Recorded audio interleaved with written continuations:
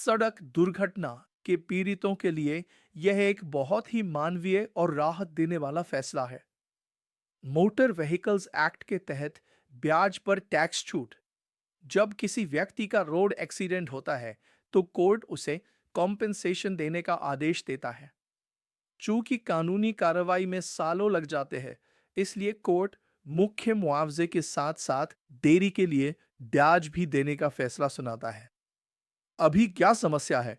फिलहाल नियम यह है कि एक्सीडेंट का मुख्य मुआवजा तो टैक्स फ्री होता है, लेकिन उस पर मिलने वाले ब्याज को इनकम फ्रॉम अदर सोर्सेज मानकर उस पर टैक्स लिया जाता है।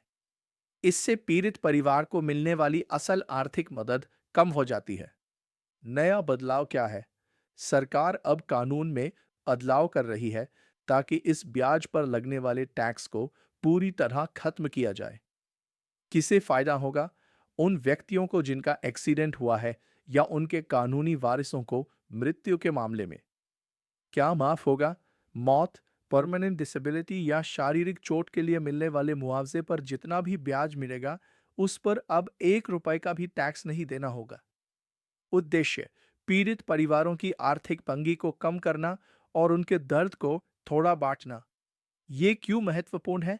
इसे एक उदाहरण से समझें। अगर किसी परिवार को एक्सीडेंट के 5 साल बाद मुआवजा मिलता है और उस पर एक बड़ी रकम ब्याज के रूप में मिलती है, तो पहले सरकार उसमें से अपना टैक्स काट लेती थी। अप्रैल 2026 से अब पूरा का पूरा पैसा, मुआवजा प्लस ब्याज, पीड़ित परिवार के पास रहेगा। सरकार उस पर कोई टैक्स नहीं लेगी। निष्कर्ष, यह संशोधन सुनिश्चित करता है कि कोर्ट द्वारा दी गई पूरी मदद बिना किसी कटौती के पीड़ित तक पहुंचे।